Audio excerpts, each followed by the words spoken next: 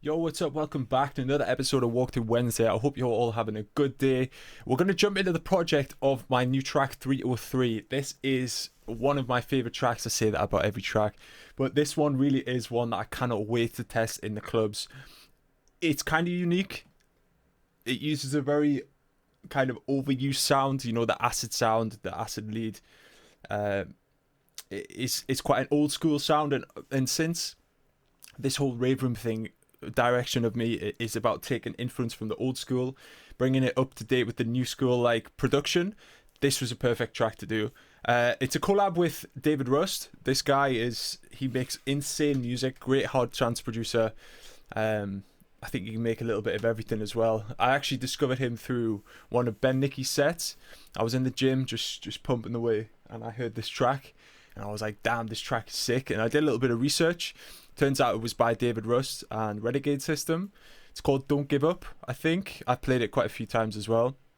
And this track was like, I was like, damn, this is sick. So when I made this idea, I was thinking, it was his name that came up, where I was thinking, I think if anyone's going to take this track to the next level, it's going to be him. So I sent David this project. This is one of 3 projects. The first one is my rough idea. So this is a basic idea.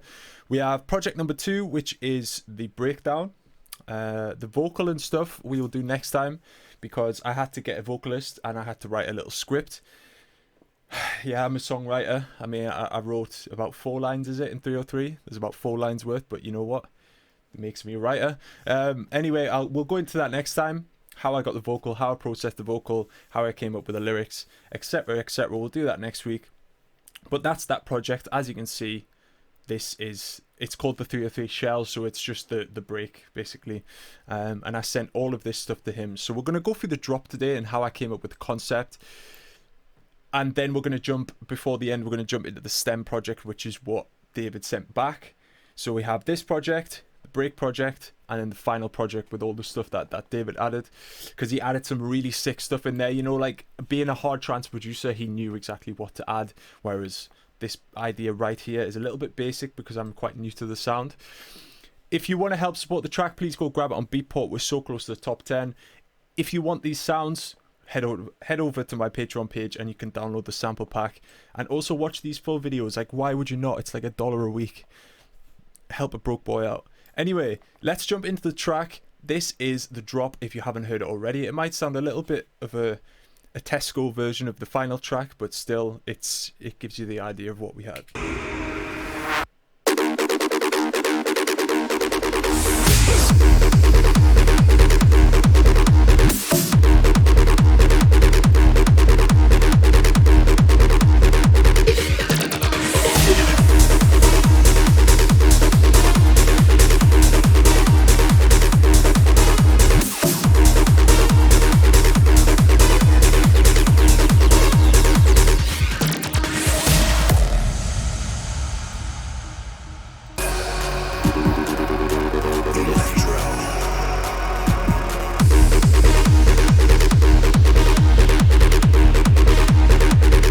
So you'll notice a few different things. If you go listen to the final version on my SoundCloud now, you'll notice a few differences. Now, the second drop is actually different in the new version because that's David Rust's like signature drop. I think it was cool to have like my drop first, his drop second. It's a good way to blend styles into collaboration. Secondly, the acid sounds like ass. The distortion, everything, it's horrible, right? Now, this is a call out to FL Studio, right? Please, FL Studio, can we find a way to stretch samples without murdering the sample quality? I know we've got this generic thing as well, but cleans it up a little bit, but doesn't give it that full transient from the original. So in the final version, David actually took the acid sample and stretched it without distorting it. That's why in the final version the acid sounds clean, but in my version it sounds like ass. Not acid, but ass. But he heard this version and he was like, yeah, this has potential. Sorry. So it was good enough. But anyway, let's start with the kick drums. So there's quite a few drums here. Now, the reason it's all laid out quite nicely for once is because I bounced these stems. So let's just try and get all the parts. Okay, so that's a reverse kick, I think. Okay, so we have the kick drum. Main kick drum is this one. It's an old clubby kick. I've been using this kick quite a lot in my sounds, in my new tracks, because when you're trying to make an old school sounding track, it's important to use some old school sounds in there, not just fully 2021 big room kicks and stuff. So I wanted to use a real old school kick, and this one has just everything. It's powerful. It's a little bit dull, so it's pretty much a hard trance kick, but it's got so much power in it. I used it in my track, what's it called? Music Never Dies, actually. I almost forgot it. It's been so long, and it works so well. So that's the club kick. So nice. All I did to this was a bit of EQ. What I wanted to do was lift the high end so it was a little bit more sharp, and then boost a little bit of the lows to give it more of a thump. See how it really just boosts the thump of the kick. So that's all I did there. I boosted around 100 hertz. That's kind of where I want to boost my bass regions. Top kick is super important. This one's so sharp, and it fits so nicely over the top.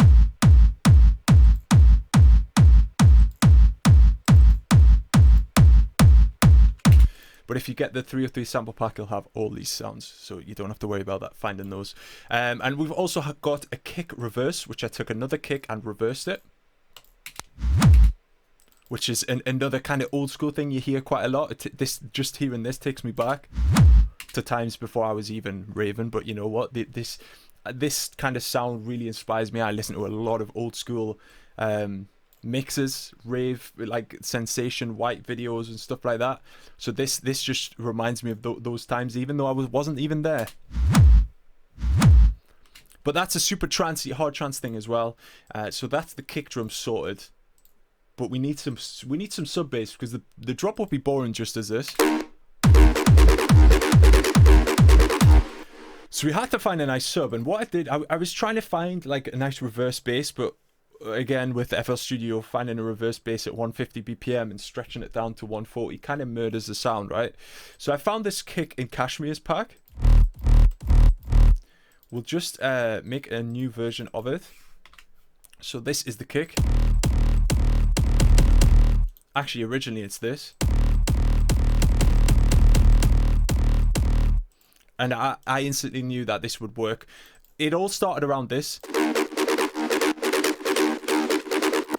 So it all started around that loop, but as soon as I had the loop, I knew I needed the drums and the bass to try and piece together an idea. So once I had that, I started piecing together these drums.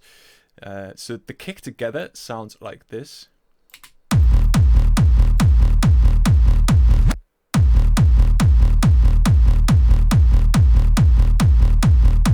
Fits pretty nicely. It's got a lot of energy. What did we do on the EQ? As always, I'm going to boost the lows. This is before Pro Q3, by the way. Such a long time ago. I think this was one of the ones that I started with the whole Future Rave thing. Not Future Rave, Rave Room thing. I made about 3 or 4 tracks, and this was one of them. So it was before the Pro Q3 days. So we boosted the low end.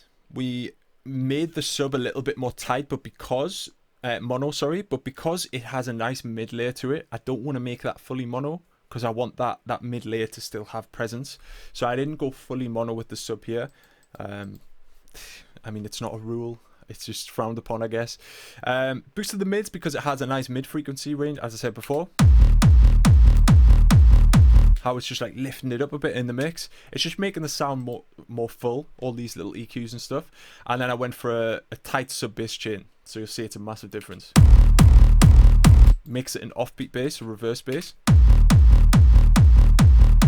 See how it's just hitting on the Now the reason it works so well is because this kick drum, as you can see, is so big. You can see that this kick drum, I just deleted it, it has has half a bar worth of frequency of audio, so it's going to carry the low end power, and it's only this part which kind of lacks. See, there's not much kick there, So if I wanted to be extra clean, I could do this. So we only have the first part, and then the offbeat, the bass comes in there.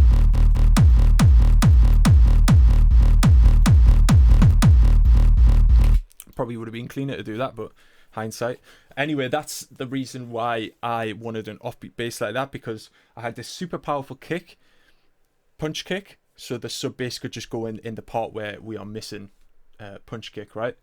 So if you use the soft cashmere punch kick, it would sound horrible, right? Because you don't have enough power in the first part.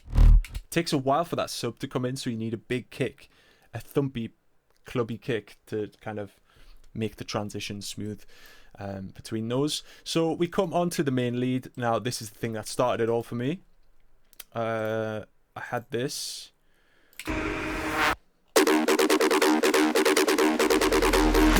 If we listen to the full loop, you'll hear that it's not quite the same as what I've used. So this is the full loop on its own. If I can make it unique, I can like take all the processing off it.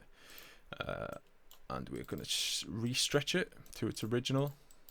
This is what it sounded like as I found it.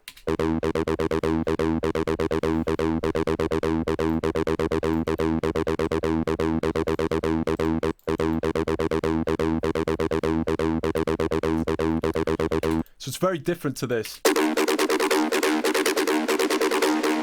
And I've actually ordered a piece of kit which will make acid bass lines like that. So in the future, if I want to make something like this again, I just put the project in 140 and I'll get it in 140, whereas the sample that you saw there was 125 BPM.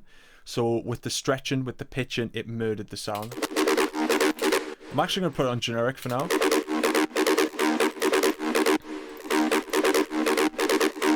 But as you can see, I've just literally chopped a section and repeated it.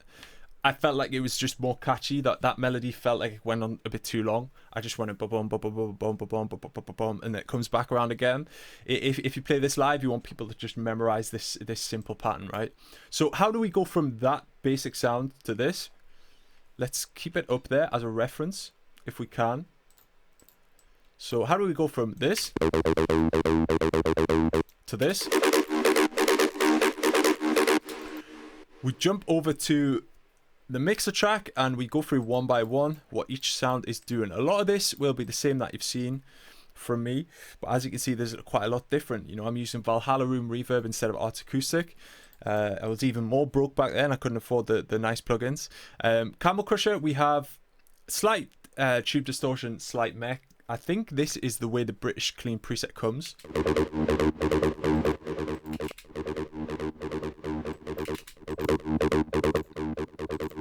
As you can hear, it's just giving it a bit more power and a bit of a crispy distortion as well. It's distorting it slightly. Wouldn't want to push this too much. But where I had it was about right. We jump onto the Blood Overdrive, which is going to just make the sound way more full. It's going to distort it and you're going to lose a bit of the high end, but...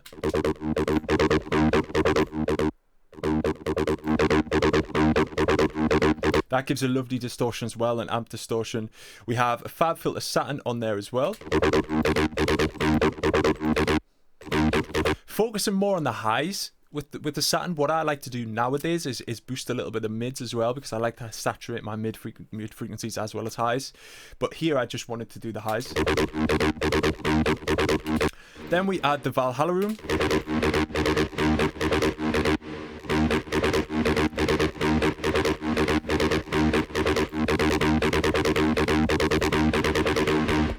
Which has a big impact, you know. It makes a massive difference having this super wet, you know.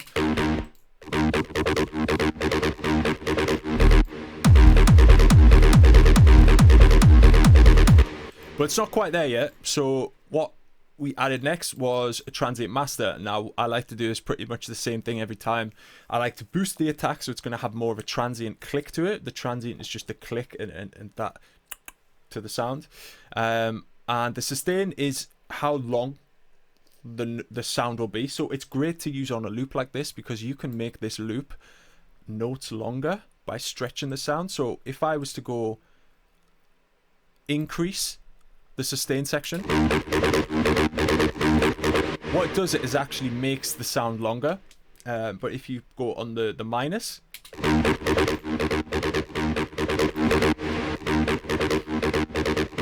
kind of shortens it and makes it more tight. And what I wanted with this was tightness. I wanted it to be super tight, so that's why I went on the minus side.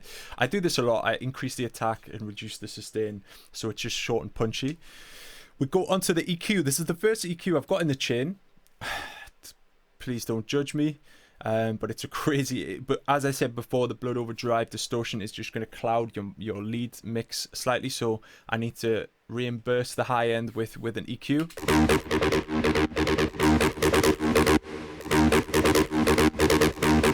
But it's nice. It gives it brings out the saturation a bit more, because it gives you that crispy, and I love the grittiness to it. You can hear that real grittiness that you don't hear with less high end in it. So the high end really helps there. A filter's just for the build up, don't need to care about that. And stereo imaging, as always, I never really go above 135. On here I'm about 130, so that's just making the sound wider. In addition to that, I've got one more EQ, which is just getting rid of all the low end that... I don't know if I got rid of the low end here. No, I didn't get rid of the low end. So what I decided to get rid of the low end right at the end, because it takes away the low end from all the nasty low end from all these plugins.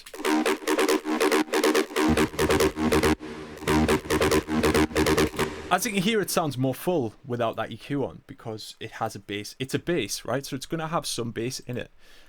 But because I have a sub which carries sub and bass, I needed to get rid of the bass from this.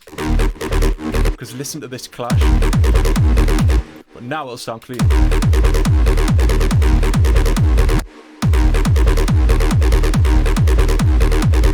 So that is pretty much it. You could see I'm only using the one mixer track. I'm not linking it. I'm not doing any sidechain reverb, because this was before I was even using that feature, that technique. So this was a long time ago, probably a year and a half now.